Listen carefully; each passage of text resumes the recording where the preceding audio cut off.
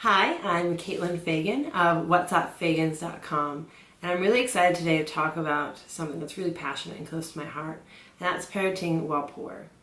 I personally know what it's like to be a parent and not have a lot of money to pay for rent and food, let alone take your kids to the party.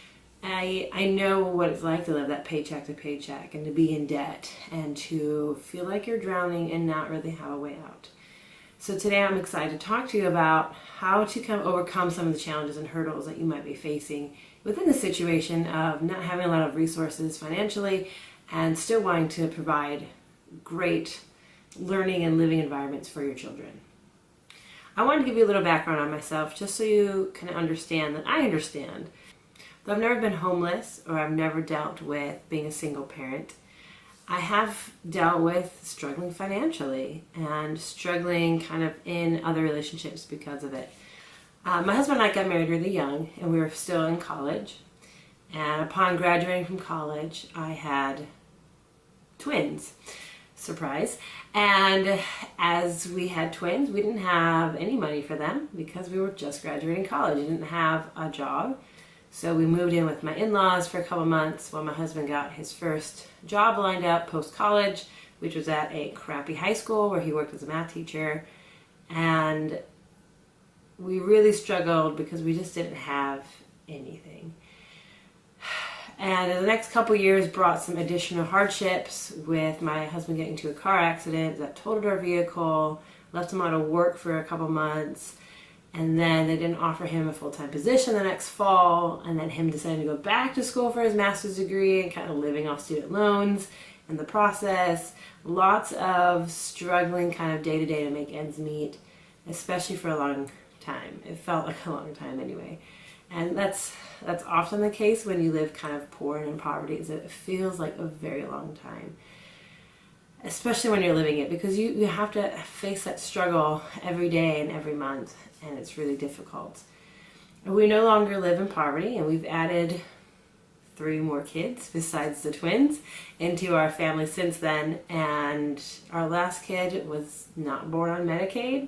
You know, we're not on government assistance at all anymore, and we live very comfortably now. We still don't have all of our financial goals met, still paying off a bunch of student loans. We don't own a home and, don't necessarily live top of the world. I don't know. But we're out of poverty. We have escaped that. And while this isn't necessarily about how to escape poverty, I do hope that's a goal that you have for yourself. Because living in poverty is not freedom, and being out of poverty really is freedom. You have choices of what to do with your time and your money and your talents and your energies that you don't have when you're struggling just to put food on the table and to make sure basic needs are being met and that you're not bouncing checks and that everything's working, okay? So I really hope you make it a goal, because even though it's kind of feels like a safety blanket to have Medicaid or to have food stamps and to have that kind of guaranteed money, it's not guaranteed. And they change those laws all the time, and sometimes you don't have the right paperwork or you make just enough where you no longer get that $200 a month in food stamps that you used to get.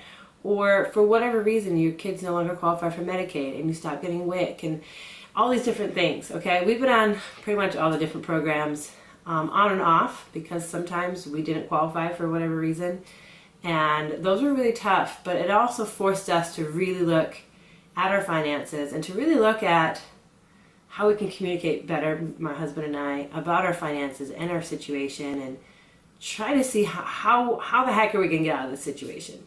My husband and I have made this goal to be able to bless people now as we are financially able to do so, and we make it such a big priority of our life. And that's also one of the things that comes with escaping poverty, is that you can give more of yourself and of your bounty, because you have bounty to share. So while I'm not necessarily going to talk about that, I do actually have another video in this conference though about starting a blog, which is the way that we escaped poverty. And so if you're interested in starting a blog and seeing that through and trying that to be a vehicle for you to escape poverty, I highly recommend it. I think it's the best job in the world ever. So if you are interested in that, watch that video. But today I just want to talk to you more about the mentality and the mindset that comes with being a parent who's struggling to make ends meet. And while you don't necessarily have to be in poverty or using government assistance, maybe you never have, that's fine. But I think that just being poor and not really having as much as you feel you need for kind of your needs and your wants, and not extravagant wants, of course, but just kind of those wants, those desires, like being able to pay for piano lessons for your daughter. Okay, simple wants like that. Okay, the first thing I want to encourage you to do if you're in this situation is to be patient. Know that it will not last forever.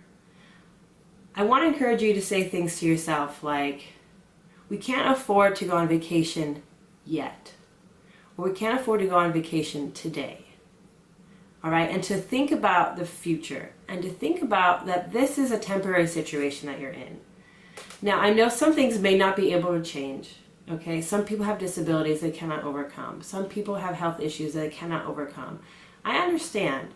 There are some things that cannot change, but you can change your perspective and you can change your attitude about your situation. And that's really what I'm hoping that I can help you do this year and future years, okay? So I really want you to say to yourself though that like your situation is not permanent. You can always change. You can change internally. You can change lots of things within your living situation if you really take a hard look at it, okay? There's always another option. So along with kind of being patient with yourself in the situation, I really want to encourage you to trust in the Lord. I'm a Christian. I am a member of the Church of Jesus Christ of Latter-day Saints. And during our times of poverty, my husband and I really turned to the Lord. Which is hard because you're frustrated that He's not blessing you, because you're going to church and you're reading your scriptures and you're saying prayers and you're doing a lot of good things, but yet you're still struggling so much just to make those ends meet. But I really encourage you not to turn your back on Him and pray about your finances, pray about your situation, pray to be inspired to know how to get out of it. Or my favorite, pray to change your attitude about your situation. I 100% fully believe that God can change your outlook in your heart. He can change your attitude.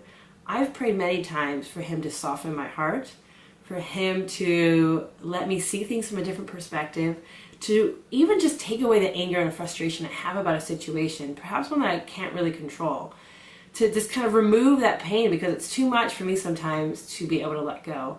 But I know that He can do that through His atonement. And so I pray, okay? Involve Him in your life. Take courage in the scriptures. Read the scriptures. Find messages of hope within them. Talk to other people that are religious and ask about their financial journeys and their struggles and how it tested their faith. I really believe that even simple things the Lord cares about. And for us too, even though we didn't have a lot of money, we continued to pay a faithful tithing to our church. And sometimes it was really difficult. Or it was difficult. Even though we have a belief and a testimony of tithes and offerings to God, it's hard. But putting the Lord first in your finances is definitely the best attitude and perspective to keep on things. He gives you everything that you have, so be sure to keep that perspective with you. Don't give up hope on Him yet, okay? It is through our trials of financial difficulties that we often saw the hand of God in our life. Each night, I encourage you, perhaps at the dinner table with your family, to ask yourself the question, how did I see the hand of God today in my life? Now, this can be a difficult question, especially when things are not going well. But even finding very simple things like, you know what? I was able to sleep all night long last night and not staying up worried. Or my husband traveled home safely from work. Or, we got that good weather that I've been hoping for. Or any of these other things. Keep Him in mind. So the other thing I wanted to kind of talk about is the attitude that unfortunately a lot of people who are poor or in poverty start to adopt. And this is the kind of woe is me attitude. This my life sucks attitude, the I feel so much shame attitude, this comparison trap that we get into. And now comparisons are a trap that every single person gets into, wealthy or not, it's easy to compare our lives with another life. But often it's that highlight reel that we see, especially with social media today, where we see just kind of the best presentation of someone, but we don't know what they're struggling with behind closed doors. Perhaps these people all have a ton of debt, or that they are struggling financially, and we don't know that. And we don't know what has gotten them to the point where they are now. There's just so much you don't know, okay?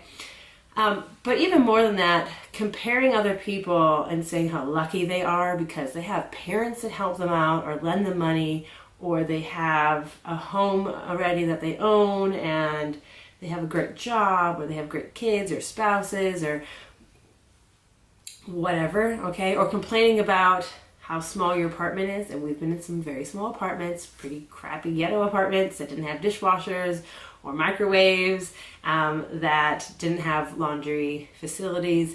So, like we've been there, and it's really, it's really easy to see how blessed and entitled other people are when you don't have anything, okay? And for you to see how much some other people can take things for granted, all right? I totally understand that feeling, okay? Because for you, you're like, I would love to go out to eat, but I really can't afford to do so. And you go out to eat 3 times a week or more. And you get this kind of jealousy thing built up. And you also get a little angry that they don't understand what it's like to be poor. Please choose to forgive people their ignorance. Please choose to forgive people for not understanding. Some people really have never struggled with finances, but they have struggled with other things. And someday they might struggle with finances, okay? Nothing in life is a guarantee. Things change. Also, I know what it's like to desire to have friends, but it's hard to make friends when you can't spend money. What do friends like to do? They like to go out to eat. They like to go out to shop. They like to go out to have fun and with entertainment together. And when you don't have a lot of money, you can't do any of those things. And no one wants to be the mooch who always asks someone to cover their tab, okay? Because after a while it gets old. Let's be honest. No one wants to be, no one wants to feel like you're dependent on them for everything, or that you can't do these things.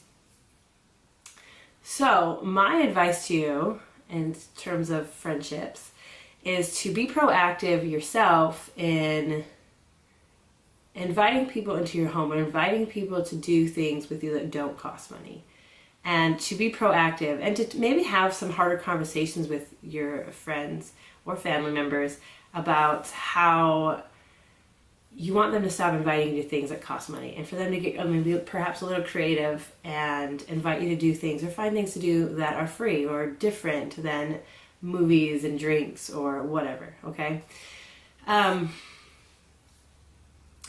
My husband and I always were a little frustrated that people didn't invite us over to their homes, especially because our home was tiny, right? We have like a 2-bedroom apartment. We don't have a garage. Everything's kind of packed in there. Everything's one kind of little room. And it's not really designed for entertaining, especially other families, right? And we only have a table that sits 4 people or sits 6 people. Like our family's half of that or more through the years. So we would complain kind of that, like, well, why don't our friends invite us over to their giant house that has all this extra room? It can sit more people around the table, or they have extra chairs they can pull up. But we decided that, you know what, having friends and being able to do things was more important to us than waiting for them to act, I guess.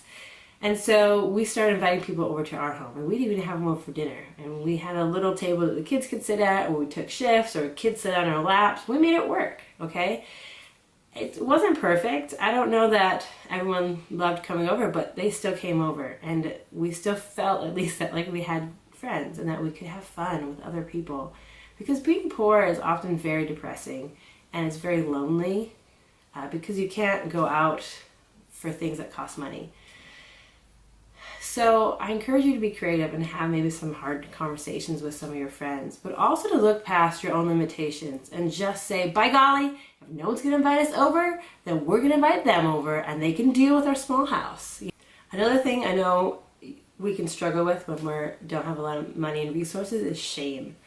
And shame is very real among the poor community. We feel very judged from people at the checkout line who are waiting perhaps impatiently while we fill out and use our WIC checks, and we have to separate our orders for exactly what's there.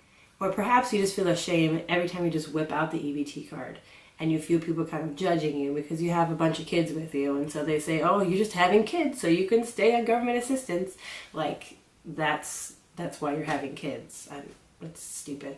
There's a lot of shame too. People might not understand your living situation, or why you're not trying harder in certain areas, or looking for a better job, or applying for better jobs, or working more, or just etc., etc.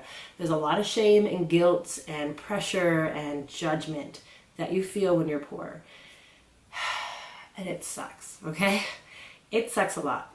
Even if it's not necessarily directly said to you, you can feel it, and you can definitely see it online and different forums online. Don't go there. Don't let yourself get swallowed up in this judgment mentality, and don't let yourself feel that shame. Remind yourself again that this is temporary. They again don't understand. You need to rise above that judgment. Stop comparing your situation, your family, your money, your debts. Stop comparing them. That only brings you misery. And choose to just rise above. Choose to be the better person. Choose to have that happy attitude and outlook, even when your situation is hard. You are blessed in many other ways, I am sure. You have to just seek after those blessings in your life. Okay? Now, the other thing I want to talk about is having goals. Even short-term goals, personal goals, spiritual goals, emotional goals, right? Letting it go, just anything that kind of can help you. So think about that as you make your goals for 2019. Think about what you want to improve in your financial situation and what you can do. And so one of them is to make sure you have $1,000 in savings or an emergency fund if you don't have that. $1,000 can seem like a lot, but just figure out ways to kind of sock it away every month. Really try to make it a goal to avoid new debts. I know it's not always possible, but avoid new debts. And then pay off the debt you have. Prioritize it now, and then you can enjoy the freedom of spending money how you want later, okay? But paying that interest is just stupid. Stop doing it. Pay it off as soon as possible. I also encourage you not to buy things spur of the moment, or just because, oh, that's really great, we could kind of use that. You can also go without. I have been amazed throughout my life what you can deal without. We live without a microwave for over a year. We live without a washer and dryer for quite a while. We live without all sorts of basic things sometimes. And you know what? We survived. Also think about buying more used items if you're not already. There's great places online that you can buy used things. There's yard sales you can hit up. There's, if you're kid to kid or other kind of swap places probably in your community or other thrift stores. Just don't ever buy things full price. There's so many sales on everything that you can need. Don't go for name brand stuff. Go for slightly better than the cheapest of cheaps so that it lasts, but just buy what you can afford. I know that's hard because we feel like we need stuff, right? Now, financial goals are also very important. You need to learn how to budget. I've included at the bottom, you can download a free monthly budget worksheet for you. It's just a template, but it should kind of work. It's an Excel document. And you start using that if you're not tracking your expenses and your income.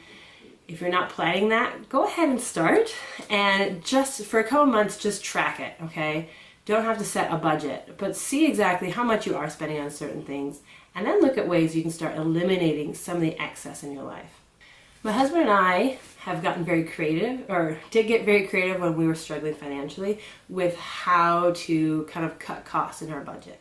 So I'm going to give you some examples. Some of these you might be totally aghast at because they aren't going to work for you or they seem impossible. I assure you that all things are possible and that you can put up with lots of things for a little while, okay? Keep that in mind. All things are temporary. And so sacrifice now, though, might mean greater success later or more comfortable living now, okay? You have to be willing to sacrifice some things now. So one of those things that is often a big suck on the budget is eating out. And I love to eat out, you guys. I love eating out. I don't like to cook. I'm not a very good cook. I'm not creative. Eating out is great. But my husband and I at one point made it a goal where we weren't going to eat out at all. And we did it for 2 solid months, okay? And the savings were amazing, right? And we just had to plan ahead. We had to plan ahead to bring food and snacks, or just not go out at certain times so that we'd be home. And we did it. You can do it too, probably for longer than that. I know some people have gone years without eating out and just get creative and bring their own food from home. It's totally possible, and it's a great way to save that money. Another thing you can do is at the grocery store, you can stop buying treats and sodas and snacks and just all those little extras. We generally don't have a lot of that in our home, and honestly, it's better for your health. I know it's a comfort food thing, and obviously if you have food addictions and other things, it can be difficult to overcome not wanting to have that in your home. But try it. It saves you a ton of money. Usually that stuff's more expensive and it's not good for you anyways, so just avoid it. I would also encourage you to use coupons when you go to the grocery store. Coupons are great. When we were on food stamps, we never got like the full allotment, but for like 2 or 3 months, I think, in our married life. We always had like a lesser amount. And so I think for a while we were getting like $215 a month. And because we coupon, and you could use coupons on your food stamp orders, we would stretch that money as far as we could go. And so we could get through like half a month on that. And we could probably have stretched it further if we were smarter with what we bought and other things. But we felt pretty good that like sometimes we could stretch that little bit of food stamp money for a lot longer by using coupons. We also then could use cashback apps. And I'll put a link below as well, or give you some resources on some cashback websites that you can use and coupon apps. Another thing you can do is talk about your cell phone usage and your cell phones themselves. For a while, we had just like very basic government lifeline assistance program phones. And so we got like 200 minutes a month and 200 texts or something. And honestly, it was perfect at the time. It's really all we needed. We've also just gotten a landline phone. We use a service called Uma. So we had to pay for the device up front, which kind of sucked at the time because it's not super cheap, right? But then after that, you just pay for taxes on the device, which is like $4.30 a month that we've been paying for years now on this phone service. And then we have a phone at the house. So if you need someone to contact you, that's it. And it's that simple. But we've also done other creative things where like we only have one cell phone between the two of us, or we use like a third-party mobile carrier, so it saves us a lot of money, or we've cut down our texting and call plan, or we cut down on the data plan. There's lots of options to cut costs here with cell phones. There are lots of free things you can do. Look it up in your community, ask around, whatever free events there are, you can hit them up and you can find people to hang out with. There's local moms groups. There's stuff, okay, to do for free with your kids. You can also actually get rid of your internet. We've never gotten rid of it because I feel like it's kind of this essential part of life, but I'm sure we could have done without it for a while if we really decided that's what we needed to do. But you can do things like call around for the best deal on internet, comparison shop. If your deal's ending at your current internet provider, give them a call and threaten to cancel and ask for the best deal. Sometimes you need to call like 3 times and get the right person, but we've done that many times. And then you can also, though, if you don't want to have internet at the house to save that money, you can go to the library, you can go to friends' houses, you can go to like public fast food places and restaurants that have Wi-Fi. Sometimes even parks in your community offer free Wi-Fi, so you can still use that free internet and maybe on just your mobile phone and connect to the Wi-Fi that way, and then not have to pay for data. So there are ways around that. Another thing to do is look at your electricity usage.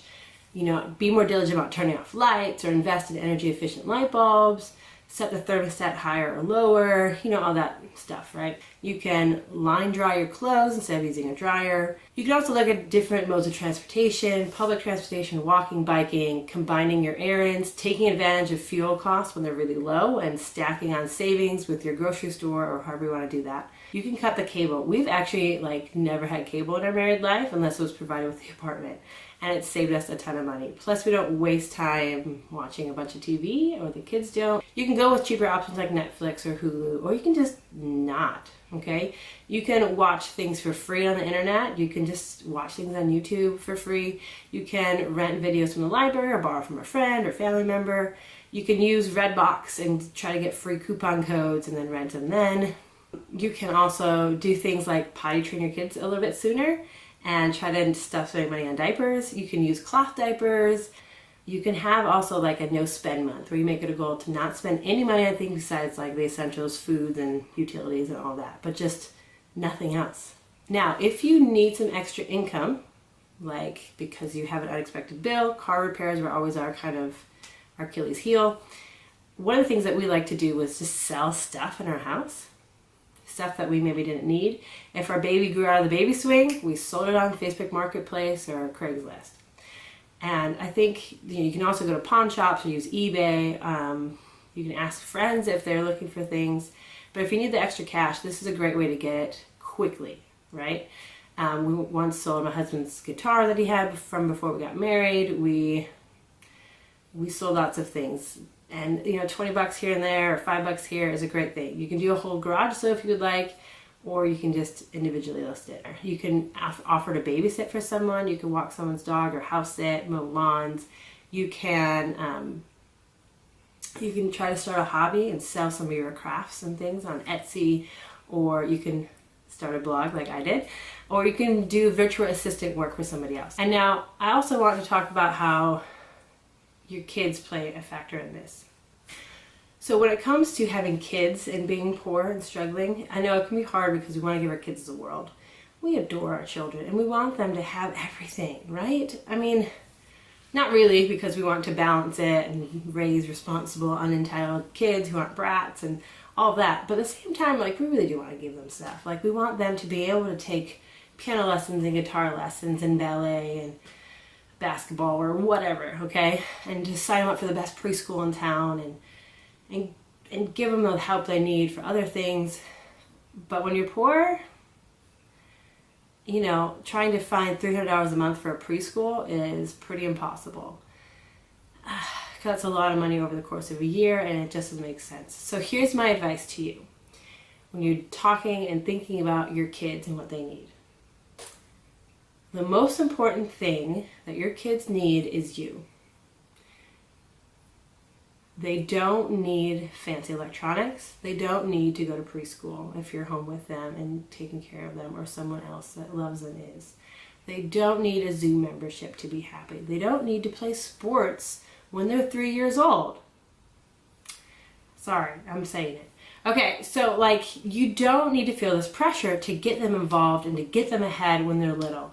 I know that's what society does, but I promise you, I know I'm a homeschool mom, so this is kind of my rant a little bit, but kids don't need all that crap, especially at young ages. What they really need is you. They just want to spend time with you. And one of the nice things I thought about being poor is that I spent a lot of quality time with my little kids. And we just played, and we found free things to do together, or very inexpensive things to do together. The park is where we went all the time. My kids learned gymnastic skills by going to the park and playing at the playground, we roughhouse together at the house. I let them crawl over me. We painted our nails. We did things at home. We grabbed a ball and played in the backyard and played at the park. We played catch ourselves. There's so much that you can teach your child yourself. Don't feel the need to offload that to somebody else, so that somebody else is going to do it better. Your kid doesn't care, and they just want to spend time with you. And in the long run, that's ultimately what they're going to remember the best and what's going to stand out. They might say things like, you know what, growing up we didn't have a lot of money, and I didn't get to be involved in a lot of extracurriculars or go to fancy activities or things like that. But I really felt and knew that my parents loved me, and we had the best times together, just playing board games and card games and just doing things together. Ultimately, I think that's what you want your kids to say someday. Stop putting pressure on yourself to provide the world for them, especially as little kids. I know some of you might have older kids and be dealing with this. I'm not as familiar with that. My oldest kids are 8. Those are my twins. And, we've always homeschooled as well, so I feel less pressure in some regards because I don't constantly hear them talking about their friends having so-and-so and such, okay? Even when your kids are teenagers and older, they still just want time with you. And so I encourage you to stop thinking that your poverty is a hindrance and that it has to be a bad thing in your parenting. You can actually be a fantastic parent and not be able to provide all the extras for your kid. And in some ways, I think you will be better. You'll teach your kid thrift and frugalness and humility and patience, and you'll work against this entitlement that kids naturally have. And those are all fantastic things. And because of your situation, you have the opportunity to teach them those things in a very real and raw way. It's harder for parents who have more money to instill this frugality and this hard work has better results, because they have the money and the means to provide everything for their kids. And so they have to combat it themselves, and their kids have to ask, well, why can't we do these things? Because I know we have the money. And you, on the other hand, have the opportunity to say, no, we can't do it because we can't afford to. And it encourages your kids to be more thrifty and frugally minded. Sorry for the rants a little bit in here. I really just want to encourage you to find positivity and to find your own happy within the mess, but to make goals and to really push forward and to involve God in your finances and in your life. And I promise that as you do so, things are going to start looking up. Maybe not immediately and maybe not within a year or even 2 years, but they will as you continue to move forward and continue to have that positive, humble attitude about your situation, and that remember it's not permanent and it won't last forever, and that great things are yet to come. Okay? And I just want to leave that with you. I also just want to plug that if you want more advice on saving money and frugality and being a parent while poor, sign up for my email series. You'll get lots of great tips from me and other tips from my blog. My blog's all about kind of go-to resources on all things parenting and home life. And it's, I think, pretty good. And I just want to encourage you to check it out. And if you're interested in starting your own blog, then check out that video in this. It's a great outline how to get started and how to create a real business plan for that going forward. So thank you so much for listening. I hope you enjoyed it. And then I hope you'll have a great year. Thanks.